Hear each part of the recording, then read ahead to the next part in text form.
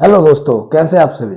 आशा करता हूं आप सभी ठीक होंगे और उम्मीद है आप पहले से अच्छे से पढ़ रहे होंगे। ठीक है, तो दोस्तों जैसे कि हमने कल की क्लास में परिमेय संख्या पढ़ी थी, रेशनल नंबर, जिसे हम पी बट्टे क्यू के रूप में लिख सकते हैं। काफी देर तक समझाया था मैंने कौन कौन सी संख्या पी बट्टे क्यू के रूप में लिखी जा सकती है, कौन सी नहीं। ठीक है, जो संख्याएं पी बट्टे क्यू के रूप में लिखी जाएंगी उन्हें हम परिमेय संख्या कहते हैं। परंतु जो संख्याएं पी बट्टे क्यू के रूप में नहीं लिखी जा सकती, वो पी बट्टे क्यू के रूप में नहीं आएंगी हमारी, उन्हें हम कहते हैं अपरिमेय संख्या। क्या कहते हैं? अपरिमेय संख्या। तो इसकी डेफिनेशन क्या बनेगी हमारी? वे संख्याएं जो पी बट्टे क्यू के रूप में नहीं लिखी जा सकती हैं। इतना कर देते हैं, नहीं लिखी जाती हैं। ठीक है भाई, वे संख्याएं जो पी बट्टे क्यू के रूप में ना लिखी जाए उन्हें हम क्या कहते हैं? अपरिमेय संख्या। ठीक है, तो देखिए पी बट्टे क्यू के रूप में मैंने कल सभी बता दी थी कि कौन कौन सी हम लिख सकते हैं, कौन सी नहीं। अगर आज की वीडियो देख रहे हैं आप, इससे पहले आप कल की वीडियो देखिए जिसमें मैंने परिमेय संख्या को बताया था। ठीक है, उसमें काफी देर तक मैंने बताया था कि पी बट्टे क्यू के रूप में कैसे नंबर्स को लिखा जाएगा। ठीक है, कुछ थी जिन्हें मुझे सिखाना है आगे कि वो पी बट्टे क्यू के रूप में कैसे आएंगे, लेकिन मैंने वहां पे ये बता दिया था कौन सी? पुनरावृत्ति वाली। ठीक है, कि जब अंक हमारा जो बार बार पुनरावृत हो, रिपीट हो, उसे हम पी बट्टे क्यू के रूप में लिख सकते हैं। तो इसमें कैसी संख्याएं आती हैं जो पी बट्टे क्यू के रूप में नहीं लिखी जाए? जैसे कि मैं मान लीजिए मैंने लिख लिया 0.123 1 2 3 4 1 2 3 4 5 1 2 3 4 5 6। तो देखिए इसमें कोई क्रम नहीं पता चल रहा, इसमें कोई नंबर रिपीट नहीं हो रहा। देखिए पहले 3 तक चल रहा है, फिर 4 तक, फिर 5 तक, फिर 6 तक, तो इसमें कुछ भी हमें पता नहीं चल रहा। तो पॉइंट के बाद कोई क्रम ना हो, किसी भी अंक का कोई क्रम ना हो, कोई भी। ठीक है, जैसे कि 4.78 मैंने अपने मन से कुछ लिख दिया, 5 3 4 7 8 2 5। ठीक है, तो कुछ भी लिख दिया, तो ये संख्या हमारी क्या है? ये संख्या क्या है? हमारी अपरिमेय संख्या, क्योंकि हम इन्हें पी बट्टे क्यू के रूप में नहीं लिख सकते। ठीक है, तो देखिए मैंने कल वर्गमूल वाली और बताई थी। ठीक है, कौन सी? वर्गमूल वाली, जिसमें मैंने अंडरूट 1 को बताया था जिसे हम पी बट्टे क्यू के रूप में लिख सकते हैं। लेकिन अंडरूट 2 जो है, क्या? अंडरूट 2, स्क्वायर रूट 2, जो वर्गमूल में 2 है उसे हम क्या लिख सकते हैं? 1.414।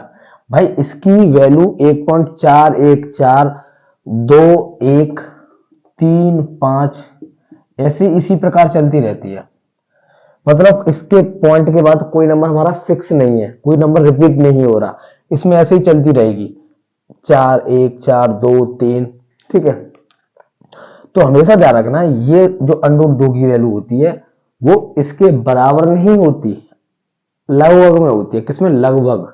हम अंडरूट 2 की वैल्यू इतनी लेकर चलते हैं। आप जब सवाल करेंगे आगे तो आपको अंडरूट 2 की वैल्यू इतनी मालूम पड़ेगी, क्या? 1.414। ठीक है, तो ये हमारी जो होती है वो बराबर ना होके हम इसे लगभग में ले लेते हैं, अप्रोक्स में। ठीक है, लगभग में। ऐसे ही अंडरूट 3 की वैल्यू होती है, किसकी? अंडरूट 3 की 1.732। ठीक है, 1.732 0 5 0 8, इसी प्रकार ये भी चलती रहती है। तो आपको दिख रहा है इसमें भी कोई क्रम नहीं है, कोई नंबर रिपीट नहीं हो रहा। जब नंबर रिपीट नहीं हो रहा तो हम उसे पी बट्टे क्यू के रूप में नहीं लिख सकते। ध्यान रखना, कभी भी नंबर रिपीट ना हो तो उसे हम पी बट्टे क्यू के रूप में नहीं लिख सकते। तो ये भी हमारी, हम जब अंडरूट 3 की वैल्यू लिखते हैं तो इतनी लिखते हैं, क्या? इतनी। याद होनी चाहिए कि अंडरूट 2 की वैल्यू 1.414, अंडरूट 3 की वैल्यू 1.732। ठीक है, तो इसे बराबर ना लेके हम इसे भी लगभग में लेते हैं, अप्रोक्स में। ठीक है। अब अच्छा √4 तो हमारा 2 होता है, ठीक है, तो हम इसे नहीं लेना है हमें, क्योंकि 2 हमारा पी बट्टे क्यू के रूप में लिख दिया जाएगा। तो हमें क्या लेना है अब √5। अब √5 क्या होगा, 2.236, ठीक है, 2.236 आगे 0.6 dot dot dot dot dot. तो ये क्या हो गया हमारा √5 की वैल्यू 2.2306, सॉरी 606, ठीक है। तो √5 की वैल्यू हमें कितनी याद रखनी है, इतनी 2.23। इसमें सब में आप पॉइंट के बाद 3 अंक तक रख रहे हैं, तो इसमें भी 3 अंक तक रख लीजिए, 2.236, ठीक है। तो ये बराबर ना होगी, ये भी कैसी होगी हमारी अप्रोक्सीमेट, क्योंकि इसमें भी कोई नंबर रिपीट नहीं हो रहा, हम इतनी ले लेते हैं √5 की वैल्यू, ठीक है। तो ये सभी संख्याएं ऐसी हैं जो कभी भी रिपीट नहीं होती, जिन्हें हम पी बट्टे क्यू के रूप में नहीं लिख सकते। इसी प्रकार हमारा √6, √7, वर्गमूल 8, ठीक है, √ को हम क्या कहते हैं, वर्गमूल, √10, 11, 12, तो इसी प्रकार चलते हैं, ठीक है। इसी प्रकार एक वैल्यू और होती है बहुत इंपॉर्टेंट, पाई। क्या, पाई, पाई, पाई ये होती है। इसकी वैल्यू आपने क्या पढ़ी है, बराबर किसके पढ़ी है, 3.141592, इसी प्रकार ये पाई की वैल्यू होती है हमारी। तो पाई की वैल्यू हमारी ये होती है, क्या होती है ये। अभी हम पढ़ेंगे कि पाई की वैल्यू 22/7 क्यों रखते हैं, ठीक है। अभी पाई और 22/7 में हम अंतर पढ़ेंगे कि पाई एक हमारी अपरिमेय संख्या है, लेकिन 22/7 जो है वो कल मैंने बताया था 22/7, भाई ये P हो गया और ये Q, तो P और Q, P बट्टे Q हो गया, तो ये कैसी होगी हमारी परिमेय संख्या, ठीक है। तो ये पाई एक अपरिमेय है, लेकिन ये हमारी कैसी है, परिमेय, परिमेय, ठीक है। तो इन दोनों के बारे में हम पता करेंगे कि इसे हम अपरिमेय क्यों लेते हैं, उसे परिमेय क्यों लेते हैं, ठीक है। तो पाई की वैल्यू क्या, 3.141592 लगभग में, ये भी हमारी कैसी होती है, लगभग में, लगभग, ठीक है। तो अपरिमेय संख्याएं ये होती हैं हमारी जिन्हें हम पी बट्टे क्यू के रूप में नहीं लिख सकते, पी बट्टे क्यू के रूप में नहीं लिखी जाती, उन्हें हम क्या कहते हैं, अपरिमेय संख्या, ठीक है। तो अब हमें क्या पढ़ना है, पाई और 22/7, ठीक है, पाई और 22/7, तो इसे नोट कीजिए, ठीक है। तो हमेशा ध्यान रखना ये सभी वैल्यू हमारी कैसी होती है, लगभग में, ये कभी भी फिक्स नहीं होती, इसीलिए हम कुछ पॉइंटों के बाद ऐसे नंबर्स ले लेते हैं जिनकी वैल्यू हम लगभग में रख लेते हैं। जैसे कि ध्यान रखना ये वैल्यू हमारी आपको याद होनी चाहिए, ये जो मैंने लिखी है कि √2 की वैल्यू 1.414 बराबर या लगभग, ठीक है, √3 की वैल्यू 1.732, √5 की वैल्यू 2.236, ठीक है, और पाई की वैल्यू आपको याद होनी चाहिए 3.14।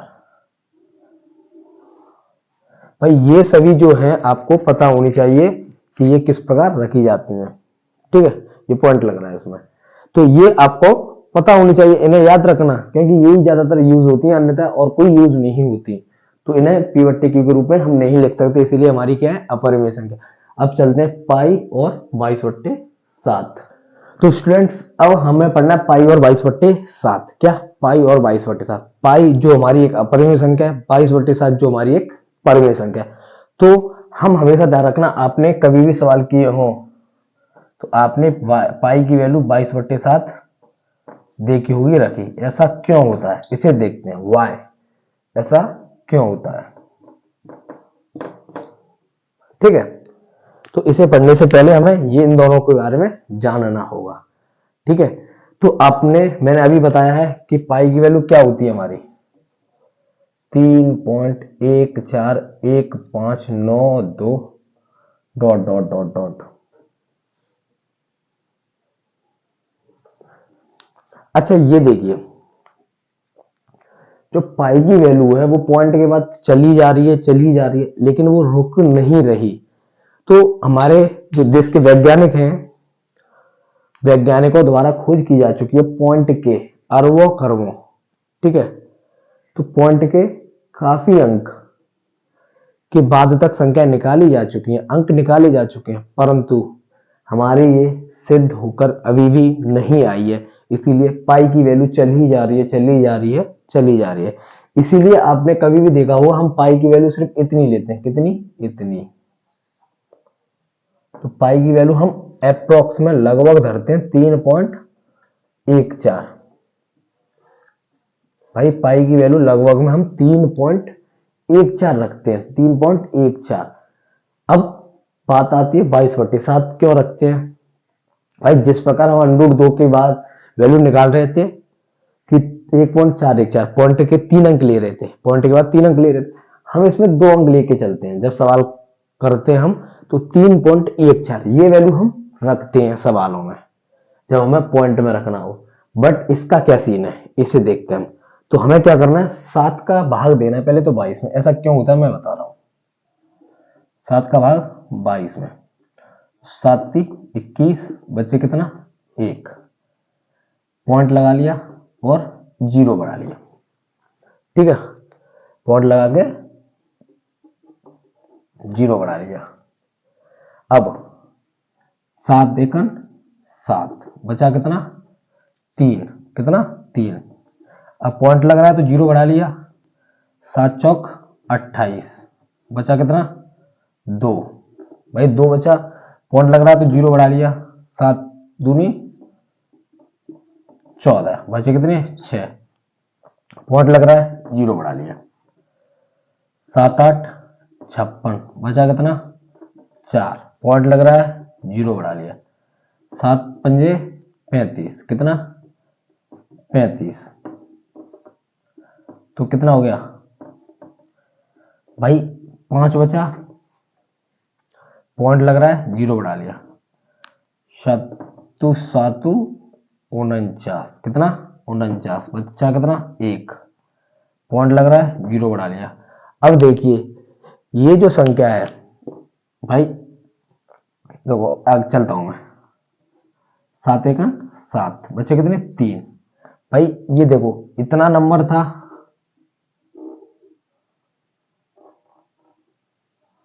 ये फिर आ गया 1। अब यहां से जब 1 आ गया तो ये नंबर हमारा रिपीट होते चलेगा, बार बार यही आएगा, इतनी संख्या बार बार आएगी।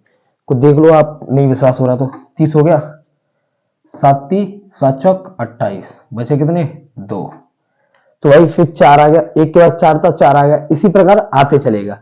तो हमारा जो नंबर होता है 3.142857, तो ये जो नंबर है बार बार रिपीट होगा, ये बार बार आएगा, ये पूरे 6 अंक बार बार आएंगे, इतना चलेगा, फिर 1 2 1 4 2 8 5 7 ये फिर आएगा, ठीक है।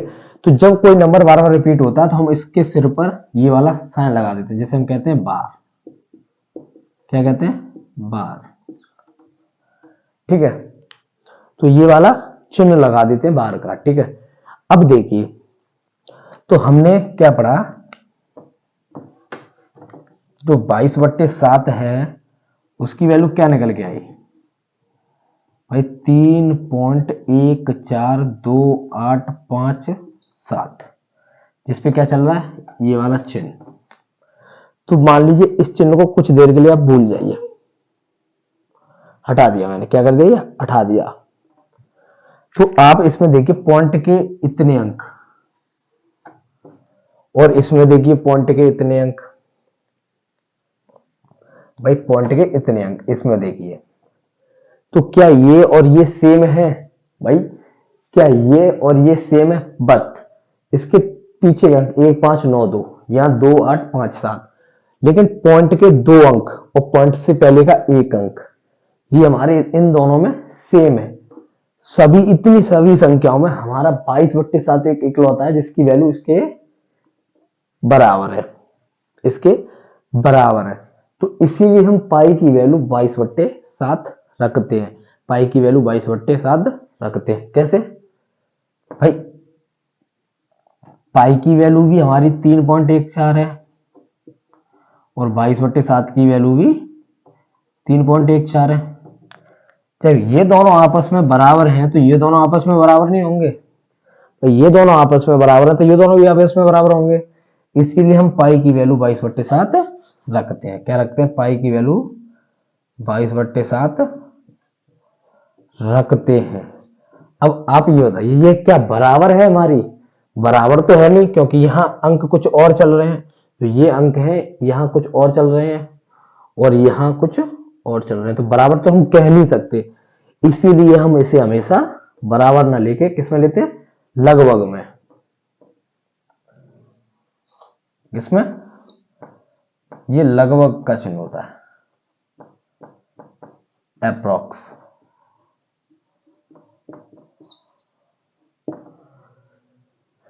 तो पाई और 22/7 में अंतर समझ आ गया होगा।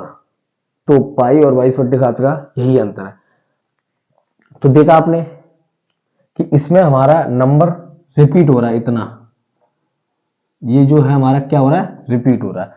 तो जब हमारा पुनरावृत्ति हो,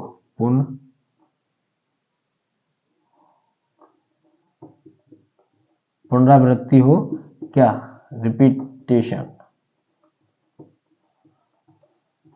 जब हमारा रिपीटेशन, नंबर्स का रिपीटेशन हो, तो उन्हें हम क्या कहते हैं भाई? परमेय संख्या। क्या कहते हैं? परमेय संख्या। परमेय संख्या, क्योंकि ये परमेय संख्या हमारी क्या है? P/Q के रूप में। क्या थी P/Q के रूप में? 22/7, जिसमें P हमारा ये था और Q ये था। ठीक है, इसीलिए हमारी क्या है? परमेय संख्या 22/7। लेकिन ये हमारी रुक ही नहीं रही, ये चल ही जा रही है, चल ही जा रही है। भाई 9 के बाद देखो आप, 9 के बाद क्या था हमारा? 6, 5, इसी प्रकार ये चलती जा रही है। ठीक है, 6, 5 इसी प्रकार चलती जा रही है। तो पाई की वैल्यू हमारी चलती जा रही है, रुक नहीं रही। पॉइंट के काफी अंकों तक निकाला जा सकता है। ठीक है, सबके अपने अपने अलग अलग मत है कि पॉइंट के अरबों खरबों तक निकाला जा सकता है, कोई कहता है लाखों तक निकाला जा सकता है। हम कह रहे हैं काफी अंकों तक निकाला जा सकता है, कोई गिनती नहीं है, परंतु फिक्स नहीं है। पाई की वैल्यू फिक्स नहीं है कि इतने पॉइंट के इतने अंकों तक निकाला जा सकता है, नहीं है। ठीक है, निकाले जा रहे हैं। तो समझ आ गया पाई की वैल्यू, जो पाई होती है अपर में क्यों होती है और 22/7 पर में क्यों होती है। ठीक है, और इनकी वैल्यू ये क्यों होती है, हमारे आर्किमिडीज जो थे उन्होंने बताया था। ठीक है, कि इनके कुछ अंक जो है वो मिल गए इसीलिए। तो ये थी परमेय और अपरमेय। अब चलते हैं तुल्य परमेय संख्या पर। किस पे? तुल्य परमेय संख्या, इक्विवेलेंट रेशनल नंबर्स। तुल्य परमेय संख्या, इक्विवेलेंट रेशनल नंबर्स। तो एक बात ध्यान रखना, हमेशा ये इक्विवेलेंट है, मतलब जो तुल्य है वो हमेशा बराबर करने के लिए आता है। तुलना में बराबर किसके लिए आता है? बराबर करने के लिए। Equivalent, equal. ठीक है, इक्वल। तो जैसे कि हम परमेय संख्या के बारे में पढ़ रहे हैं, तुल्य परमेय संख्या। क्या? तुल्य परमेय संख्या। तो जो भी हमारी परमेय संख्या होंगी उसकी, मान लीजिए हमने एक परमेय संख्या ले ली 1/5, तो इसके बराबर जो भी इसके अब साथ में जो चलेंगे, इसका जो रेशियो है वो 1/5 ही आना चाहिए। अंश और हर दोनों बराबर आने चाहिए। तो यही कहता है हमारा तुल्य परमेय संख्या, कि वे परमेय संख्याएं, क्या? वे परमेय संख्याएं जिसके अंश और हर, क्या? दोनों, जिसके अंश और हर क्या हो? दोनों ही बराबर हो। अगर बराबर हो, ठीक है, अगर बराबर है तो सही है, या बराबर करने के लिए उनका वियोजन किया जा सकता हो, या फिर हमें उसका बराबर करने के लिए उसे, अगर बराबर है तो सही है, अगर बराबर नहीं है तो उसका वियोजन करना होगा। वियोजन किस प्रकार करेंगे आइए हम देखते हैं। हमने एक ले ली, एक संख्या ले ली 1/3, इसी के साथ चलना है हमें, अंश और हर बराबर लेकर तुल्य करना है। तो इसके बराबर जो रेशियो होगा, कुछ भी परमेय संख्या हो, इसी के रेशियो में आनी चाहिए, 1 और 3 के रेशियो। इसका कहने का अर्थ ये है कि अंश और हर हमेशा इसके बराबर आने चाहिए। अगर इसका अंश 1 है, क्या है, इसका जो अंश है वो कितना है, 1, और इसका जो हर है वो कितना, 3, तो आगे जो कोई भी संख्या है वो इसी के रेशियो में होनी चाहिए। उसका अंश 1 होना चाहिए और हर 3 होना चाहिए। ठीक है, तो मान लीजिए मैंने ले लिया 5/15, ठीक है, और ले लिया मैंने 10/30, और ले लिया मैंने 15/45, और ले लिया मैंने 27/81, और देखो और क्या लेता हूं, ये सभी बराबर हैं। कैसे बराबर है अभी बताता हूं। और हमने ले लिया 25/75, इतना ही काफी। ठीक है, ये नहीं है तो एक और उदाहरण समझाऊंगा। देखिए अंश क्या है, 1, क्या 5 एकन 5 और 5 × 3 = 15, भाई आ रहा है अंश 1 और हर 3 आ रहा है, तो ये इसके तुल्य हो गई, तुल्य परिमेय संख्या हो गई। अब देखिए 10 एकन 10 और 10 × 30, इसके तुल्य हो गई है भाई, ये परिमेय संख्या इसके तुल्य परिमेय संख्या ये होगी, तो इसे का तुल्य क्या क्या हो गया, 5/15 इसके तुल्य है, 10/15 10/30 भी इसके तुल्य है, 15 एकन 15 और 15 × 3 = 45, 15/45 भी इसके तुल्य है भाई, है कि नहीं। अब 27 एकन 27 और 27 × 3 = 81, ठीक है, तो 27/81 भी इसके तुल्य हो गई, क्योंकि सभी का आंसर 1/3 1/3 आ रहा है। 25 एकन 25 और 25 × 3 = 75, तो भाई 25/75 भी तुल्य हो गई। तो इन सभी का आंसर क्या था हमारा, 1/3, भाई यही था 1/3। तो ये हमारी तुल्य परिमेय संख्याएं हो गई।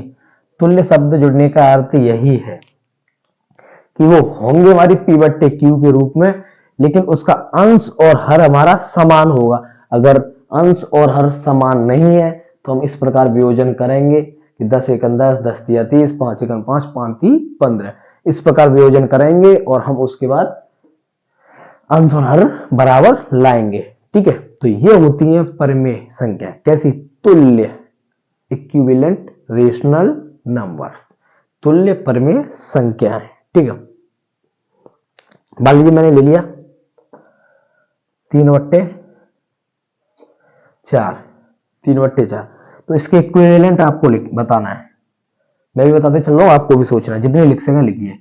मैंने लिया 12/16, ठीक है, 12/16। मैंने ले ली 15/20, ठीक है, 15/20। मैंने ले लिया 72/96, मैंने ले लिया 75/100, और मैंने क्या लिया